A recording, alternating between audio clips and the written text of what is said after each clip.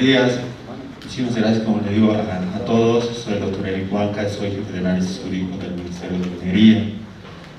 En el marco de los cursos que se van realizando, nos han pedido que hagamos una exposición de la normativa minera, en realidad lo que corresponde a la ley 535, ¿no? En ese sentido vamos a realizar una exposición básicamente a grandes rasgos, bueno, enfatizando sobre todo en los principios fundamentales y en las líneas rectoras, ¿no?, de la ley, entendiendo que la ley es muy amplia. En particular tiene 234 artículos, más sus disposiciones obligatorias, derogatorias, sus disposiciones finales, ¿no? Entonces, entrar en detalle nos llevaría un poco más de tiempo. Además que a partir de su promulgación en el año 2014 ha sufrido modificaciones y que han ampliado sus disposiciones. Entonces entraríamos en una temática más larga, ¿no? Entonces, pero sí vamos a tratar de enfatizar, como ya les había adelantado, los principios fundamentales y, bueno, obviamente vinculando con el adecuado manejo, el adecuado desarrollo de las actividades con el medio ambiente. Con esa pequeña introducción quisiera dar comienzo, ¿no es cierto?, a la exposición sobre la ley 535. Muchas gracias. Para realizar esta exposición, primero tenemos que partir de acuerdo a nuestro ordenamiento jurídico desde la Constitución. La ley 535 básicamente es resultado de la aplicación de la vigencia de la Constitución Política del Estado promulgada el año 2009. Respecto a lo que se trata de recursos naturales en general y en particular los recursos mineralógicos, nuestra Constitución ha establecido básicamente tres cambios, o por lo menos en lo que nos atinge a nosotros, ¿no? Ustedes saben, por ejemplo, que hasta antes de la Constitución y en particular, ya más en concreto, antes de la ley 535, la otorgación de derechos, por ejemplo, se hacía a través de concesiones, ¿no? Ese era el sistema concesional. Eso que otorgaba básicamente, ¿de qué se caracterizaba ese sistema, no? Básicamente era una otorgación de prácticamente un derecho real, ¿no? Podías realizar el uso, disposición, disfrute, ¿no es cierto?, de la concesión del área minera. Aspecto que ha cambiado con la ley 535, con la Constitución Política del Estado. Hay una migración del sistema de concesiones al sistema de contratos. Los contratos no te otorgan un derecho real, te otorgan un derecho a realizar actividades mineras, ¿no? Eso básicamente en la Constitución. Otro aspecto que ha impuesto, ¿no es cierto?, el tema de la Constitución Política del Estado ha sido el tema de fijar quiénes realizan las actividades mineras, quiénes pueden realizar actividades mineras. Hasta antes de la Constitución, prácticamente cualquier persona natural o jurídica podía ser titular y podía adquirir un derecho minero. Vamos a ver con la introducción de la ley 535 que se ha limitado solamente a 3 actores productivos mineros. Y obviamente aquí luego se ha impuesto, por ejemplo, otro aspecto fundamental desde la Constitución, ha sido el tema de la consulta previa en las actividades que tienen que ver con la explotación de los recursos naturales, y otro aspecto ratificado que ha sido el tema de la aprobación mediante ley de los derechos que se otorgan. Ese es el marco que nos corresponde a la minería en cuanto se refiere a la Constitución. Ahora, específicamente entrando a la ley, ¿no es cierto?, el objeto justamente regula eso, ¿no? En la primera parte nos establece ¿qué son las actividades mineras? ¿Qué actividades mineras regula la ley 535? ¿Cuáles se consideran actividades mineras como tal? ¿No es cierto? Otro aspecto fundamental que regula la ley 535 es la estructura institucional, ¿no? qué entidades públicas tienen competencia para determinar los derechos mineros y para controlar los derechos mineros, ¿no? Y obviamente te dispone los procedimientos. Esto quiere decir, por ejemplo, desde la otorgación de un derecho minero, es decir, cuándo pueden hacer un derecho minero, cómo se modifica o se mantiene un derecho minero y cómo se extingue, ¿no? Entonces te regula eso. Bajo qué instrumentos puedes obtener un derecho minero, ¿no? Básicamente ese es el objeto de la ley de minería y metalurgia. Primero, establecer las actividades mineras. ¿Qué se consideran actividades mineras? Segundo, establecer la estructura institucional y obviamente establecer el procedimiento para cada uno de los derechos mineros, para ejercer cada uno de los derechos mineros, ¿no? Como ya les había explicado, desde la Constitución se establece el carácter estratégico de los recursos naturales y obviamente la minería, los recursos minerales son de carácter estratégico y de interés público en el sentido de que coadyuvan e influyen directamente en el desarrollo económico y social de nuestro país. Por eso tiene carácter estratégico. Esto además, en cierta medida en lo procedimental también es importante, no es solamente declarativo. Obviamente desde la Constitución nace el hecho de considerar a nuestros recursos naturales y la defensa de nuestros recursos naturales, ¿no es cierto? Pero también, por ejemplo, cuando se trata de actividades que de alguna manera se juntan en un mismo lugar, por ejemplo, ¿qué pasa, digamos, qué tiene prioridad? La agricultura o la minería, por ejemplo, ¿no? Porque básicamente en muchos aspectos coinciden en el lugar, ¿no? ¿Cómo decidimos esa controversia, ¿no? Entonces, este concepto va a ser muy importante por este caso, ¿no? Y obviamente ya les había señalado la importancia de las actividades mineras, básicamente, ¿no? Adelante, por favor, siguiente. Bueno, justamente hablando de la importancia, el carácter estratégico de los recursos naturales, se define justamente la función económica social, ¿no? En el sentido de iniciar y continuar las actividades mineras, al igual que el interés económico social de pagar la patente, ¿no? Y justamente eso les hablaba del marco constitucional, que antes se consideraba a la minería, a la concesión, como un derecho real, ¿no? Como si tuvieras una casa, por ejemplo, ¿no? En el cual puedes usar, disfrutar, gozar y disponer, ¿no? En cambio, el derecho minero es muy diferente, ¿no? Eso, justamente por eso marcaba la diferencia antes y después de la Constitución. Tú no puedes disponer del derecho minero, no puedes transferir, no puedes heredar, no puedes hipotecar, porque el derecho minero es un bien de todos, ¿no? Los recursos naturales son, dice la Constitución, propiedad del pueblo boliviano y las administra el Estado. Entonces, se caracteriza justamente por la intransferibilidad y la intransmisibilidad del área minera.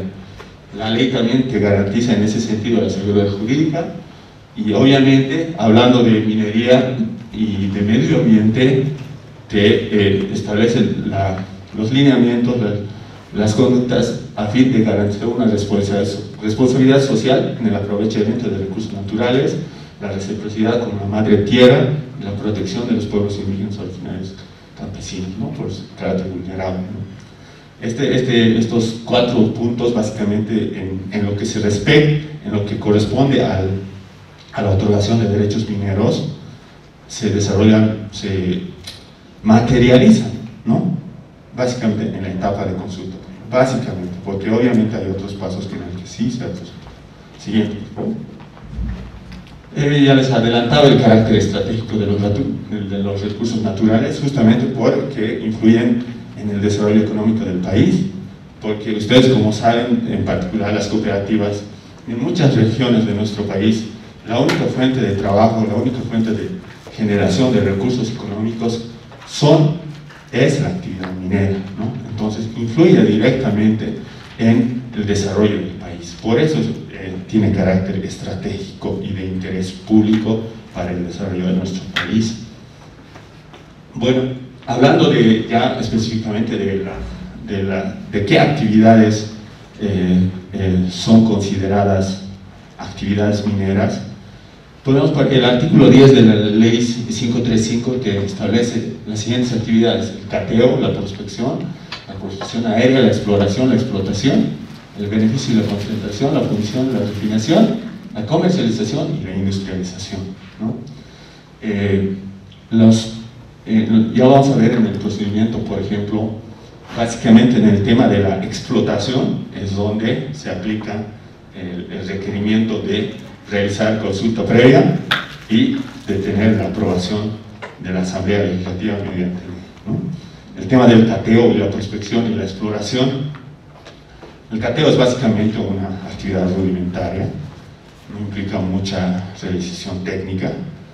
Más bien la prospección y exploración sí implican un desarrollo y una metodología técnica para fundamentalmente buscar y determinar el potencial mineralógico de un yacimiento. Siguiente. Bueno, entrando en aspectos técnicos, por ejemplo, cuando hablamos del cambio del régimen de concesional al régimen contractual, también en los técnicos influye. ¿Por qué? Porque ustedes saben que básicamente cuál es la unidad de medida de un área minera, ¿no? Para ir directo al grano, la unidad de medida del área minera son las cuadrículas, ¿no? Las cuadrículas mineras. Cada cuadrícula es un cuadrado perfecto, por lo menos en la superficie, constituido de 500 por 500 por lado, en 25 hectáreas en total, ¿no? 25 hectáreas cuadradas. 25 hectáreas, ¿no? Entonces es la cuadrícula minera en la superficie, está constituida y se prolonga hasta el centro de la tierra, ¿no? Es básicamente como un cono, digamos, ¿no? Cuadrícula. El área minera es esa, ¿no? Y los parajes mineros obviamente está constituido por residuos de bocaminas, niveles, desmontes, colas, escorias, relaves, pallacos y similares, sobre los cuales también puede recaer los derechos mineros y las actividades mineras. Ya les hablaba del tema de la intransferibilidad en vista de que es propiedad del pueblo boliviano. Y bueno, la prioridad, eso se refiere, por ejemplo, cuando presentas sobre todo los trámites de contrato administrativo minero, ¿no? Por ejemplo, en derecho hay un aforismo, ¿no? Que se practica, que se dice: primero en el tiempo, primero en el derecho, ¿no? Aquí es igual, ¿no? Si presentas primero tu solicitud, tienes la prioridad de que a ti te otorguen el derecho minero, que tú suscribas, ¿no? Ahí, por ejemplo, hay que destacar un detalle, ¿no? Y es que cualquiera, obviamente constituyéndose en un actor o un operador minero, puede realizar actividad minera en cualquier lugar, ¿no? No es que, por ejemplo, tú eres del lugar y solo ahí puedes desarrollar, sino puedes ir a otros lugares, solicitar el área, obviamente cumplir el procedimiento y solicitar, ¿no? Entonces, pero ¿qué pasa en la práctica? Por ejemplo, generalmente en muchos lugares los pobladores prohíben que empresas o cooperativas de otro lugar vengan a explotar sus áreas, ¿no? Entonces, ahí tiene vinculación porque nadie les prohíbe, digamos, que puedan realizar explotación en un lugar. Ahí solo depende, por ejemplo, en el tiempo que tú presentes antes el trámite, ¿no? Eso. Siguiente, por favor. Bueno, ya les había hablado de la unidad de medida, de sus características, y bueno, ahora nos toca hablar de las áreas libres, por ejemplo. Todo el país está, como ya les había señalado, cuadriculado, ¿no? De acuerdo a la unidad de Mercator, la unidad de medida UTM, ¿no? Esa es la unidad de medida que les hablaba, ¿no? De los 500 por 500 del lado que tiene cada cuadrícula, y así está cuadriculado todo el país, y así se otorga mínimamente una cuadrícula libre. Debe estar para que ustedes o cualquier actor operador minero pueda solicitar un área, ¿no? Entonces, pero en el país, de acuerdo a nuestra legislación, de acuerdo a la ley 535, hay básicamente dos administradores de estas áreas, ¿no? Fundamentalmente está la autoridad jurisdiccional administrativa minera, la JAM. La JAM te otorga derechos sobre áreas libres. ¿Qué son las áreas libres? Son las áreas en las cuales no existe titular, ya sea porque nunca se ha otorgado esa área o porque por alguna razón se ha extinguido la titularidad que tenían antes, tal vez por inactividad minera, tal vez por fallecimiento, ¿no es cierto? Tal vez por renuncia total o parcial.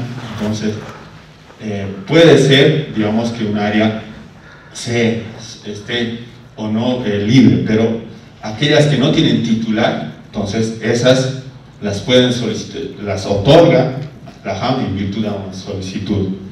El otro administrador de las áreas mineras de nuestro país es la Comibol, pero solamente en sus áreas. Sus áreas se las ha obtenido básicamente, en primer lugar, en virtud a la nacionalización de la minería, ¿no? En el año 52. Posteriormente ha ido adquiriendo mediante leyes, mediante contratos, inclusive actualmente puede solicitar como cualquier operador minero los contratos mineros y un área, ¿no?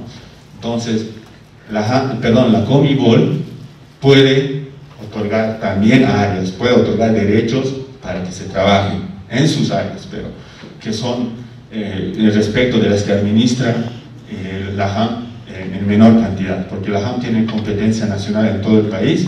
En cambio, las áreas de Comibol también están distribuidas básicamente en todo el país, pero son áreas básicamente que provienen de la nacionalización, producto de la asignación mediante leyes, mediante decretos, durante todo el transcurso del desarrollo y la existencia de la Comibol. Siguiente, por favor. Bueno, hablando de áreas y de actividades mineras,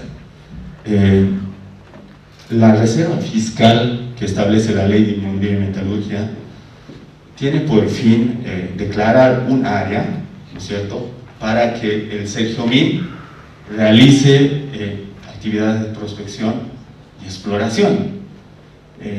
Ustedes saben, no solamente por el tema de la actividad minera, sino por ejemplo en las actividades de hidrocarburíferas y otras actividades sobre recursos naturales, el tema de la prospección y exploración es de carácter fundamental, porque en base a ello, en base a los estudios, en base a los resultados de esa actividad, básicamente vamos a determinar, por ejemplo, si un yacimiento es explotable o no. Primero, inclusive, determinar si tiene yacimiento, si tiene mineral a explotar, y segundo, si es viable económicamente, técnicamente, su explotación, porque es posible que tenga, ¿no?, pero que por los costos o por la poca cantidad de mineral que exista no sea viable una explotación.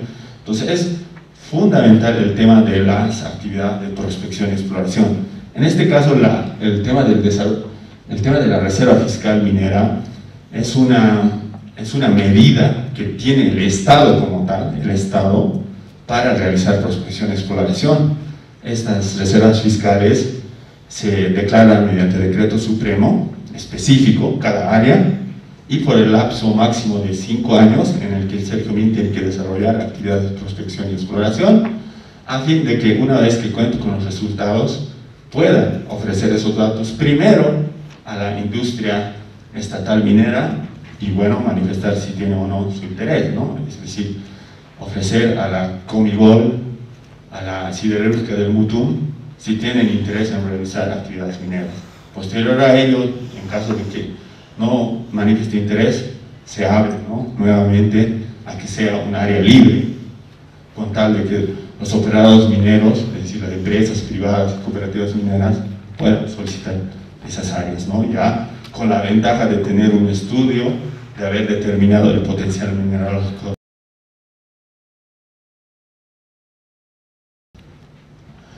Bueno, otra prohibición que adopta el Estado en el sentido del carácter estratégico de los recursos naturales es el tema de las áreas reservadas para el Estado, ¿no? Por ejemplo, los salares, ¿no es cierto?, por el tema del litio, del potasio, que son igual fundamentales para el desarrollo del país. Solamente el Estado puede realizar actividades mineras en esos lugares, ¿no? No pueden realizar las cooperativas mineras ni las empresas privadas. Y bueno, básicamente es el tema de la explotación de los...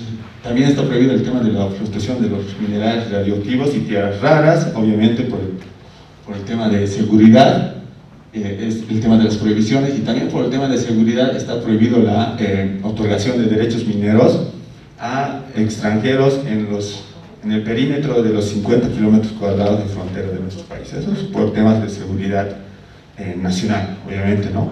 Pero inclusive la propia ley considera una excepción, ¿no? Puede permitirse el desarrollo de las actividades mineras si es que obviamente se justifica su importancia, ¿no es cierto? También en este caso, pero con una ley especial, ¿no? De carácter específico que determine la importancia de llevar adelante esas actividades sin perjuicio de que son actores productivos extranjeros, en realidad, ¿no? Personas extranjeras, porque toda empresa, por ejemplo, sí o sí tiene que constituirse en el país para el desarrollo de actividades mineras. Siguiente, por favor. Hablando ya de actores productivos mineros y justamente lo que les señalaba desde la Constitución, ¿no? Actualmente solo pueden desarrollar actividades mineras, esas que les he señalado en el artículo 10 de la Ley 535, empezando desde el cateo, la prospección, la exploración, hasta la industrialización, la industria minera estatal, que es básicamente la Comibol y la empresa siderúrgica del Mutum. La Comibol, por si acaso, tiene varias empresas filiales y subsidiarias, ¿no es cierto? Está la empresa Vinto, está Carachipampa, está Colquilli, está Guanuni, está Corocoro, ¿no es cierto? Y otros emprendimientos particulares que tiene y otros proyectos que tiene la Comibol, ¿no? Y obviamente, como ya les he dicho, la SM básicamente en el yacimiento del Mutum en Santa Cruz. La industria minera privada, que está constituida por las empresas mineras privadas, ¿no es cierto?, las sociedades anónimas, las sociedades responsabilizadas y las sociedades, las empresas unipersonales. Obviamente, las cooperativas mineras pueden realizar actividades mineras desde antes, inclusive, de la Constitución Política del Estado. Siguiente, por favor. Bueno, justamente les hablaba de uno de los objetos de la Ley 535, es definir la estructura del sector minero, ¿no? ¿Cuál es la importancia de esta definición para cualquier administrador, no solamente para los mineros, ¿no? Para cualquiera? Es aquí detallar las competencias y atribuciones, funciones que tiene cada entidad, ¿no? Esto es en realidad importante para todos, a fin de, por ejemplo, en la práctica, de no estar confundiendo funciones y, por ejemplo, perder el tiempo, ¿no? Una de las entidades principales, por ejemplo, el Ministerio de Minería, muchos pensarán, o algunos pensarán que es el máximo nivel de decisión, y en realidad eso es así, pero definitivamente no ocupa o no se encarga de aspectos que uno supondría a primera vista, ¿no? Como la autorización de derechos mineros o extinguir los derechos mineros. El Ministerio de Minería básicamente está dedicado a la definición de políticas de fomento, de incentivo y de fiscalización de las actividades mineras. Hablando en palabras sencillas, podríamos decir que el Ministerio de Minería no es un nivel operativo, ¿no? No es un nivel operativo, es un nivel de definición de políticas, de directrices, ¿no? No te va a otorgar un contrato, por ejemplo, no te va a dar licencias, no te da autorizaciones. Ahí es importante esa aclaración porque muchos acuden al Ministerio en el sentido de que puede arreglar todo, ¿no? Y no es así. Cada una tiene sus competencias y están asignadas por ley, y son esas autoridades que deben de resolver y tienen la competencia para resolver y sostener, digamos, las decisiones que asumen, ¿no? Ese en el nivel de definición de políticas, como ya les había señalado, está el Ministerio de Minería. En el nivel de administración superior de la fiscalización y control para las actividades mineras está la AHAM. La AHAM, en virtud del artículo 40 de la Ley 535, tiene más de 30 atribuciones, ¿no? Pero las resumiríamos en lo siguiente, ya los había dicho, ¿no? Al ser la entidad de administración superior de la actividad minera, las podríamos definir en 3 o 4 funciones, ¿no? 1, otorgar. 2, mantener, modificar. Y 3, extinguir derechos mineros, ¿no? Básicamente en eso. Por ejemplo, cuando hablamos de otorgación, es que con la JAM suscribes los contratos de administrativos mineros, con la JAM obtienes tu licencia de prospección y exploración, con la JAM te otorga la licencia de comercialización, justamente para realizar actividades mineras. Eso es otorgación. Ahora, la modificación o mantenimiento o el derecho minero también, porque, por ejemplo, te